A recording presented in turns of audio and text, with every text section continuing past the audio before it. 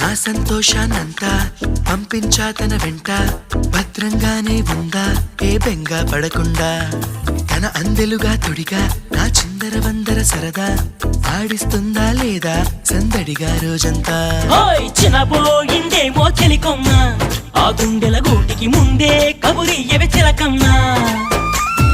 నీవాడు వస్తాడే ప్రేమ అని త్వరగా వెళ్ళి నువ్వు విన్న కథలన్నీ చెప్పమ్మా కాకమ్మా. తీసుకుపోని వెంట వస్తా